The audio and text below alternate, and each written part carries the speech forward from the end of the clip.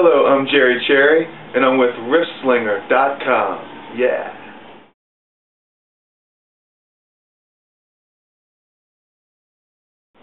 Writing a lot of songs, and always coming up with new ideas, and getting ready to make a new album soon, and I'm very excited about that. The ideas are just flowing from me, and I can't wait to put them down and get out there and start playing them live.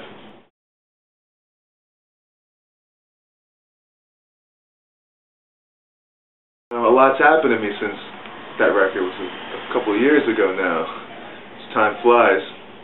But, I've been touring around the country and the world a lot, and playing with Chubby Checker, and playing a lot of this rock and roll stuff and legendary stuff like that. It's really influenced me as a musician to write different. Playing these songs that everybody knows and loves throughout the years, and there's certain types of music that just kind of last through generations. So I'm hoping to apply some of that towards my own writing, and hopefully there'll be songs being sung in 50 years by Jerry Cherry.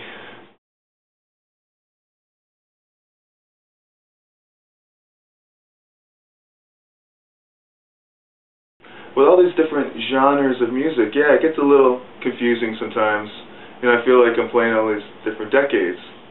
50s, 60s with Chubby, and then 70s I actually play with this other guy I know, D.A. Cole, he's a singer-songwriter, and then the 80s stuff with Rubik's Cube, and now I'm actually in a 90s tribute band that I just joined called No Excuses, and they're a great bunch of guys out of Long Island.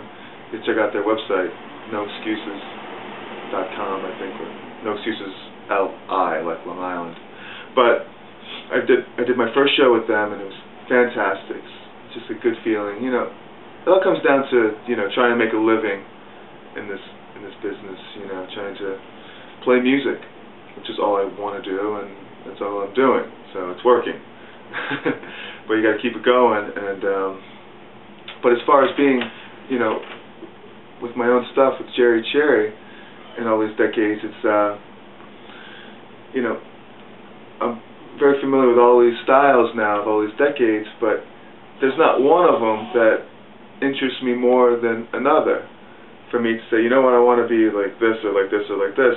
I think they're all great, but when it comes to songwriting and to writing my own stuff, I don't think about any of that, and I try to be now. I try to just do the stuff that I enjoy playing, and I gather all my influences, and hopefully I could show that in my next record. Will show that, because I'm going to add a lot of my influences into my sound. That's very modern, it's very today, and I'm not gonna be like a throwback thing where I sound like what's been done a million times, but I enjoy playing that.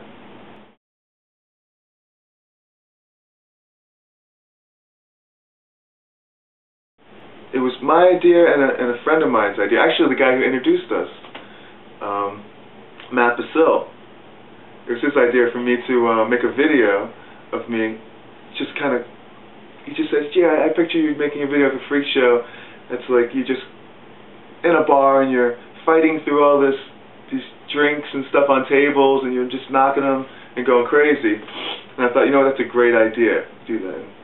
And, I simplified it a little bit because it was very difficult to film me just on these tables knocking over beers trying to get to this girl through all these people. So, but what I did do was I mixed together some of me playing live for the song and me on a bar, kind of fighting my way towards Carmit, who's the bartender who I actually wrote the song about.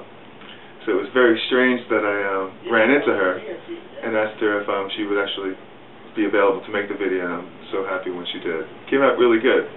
You gotta check it out on my website, jerrycherry.com.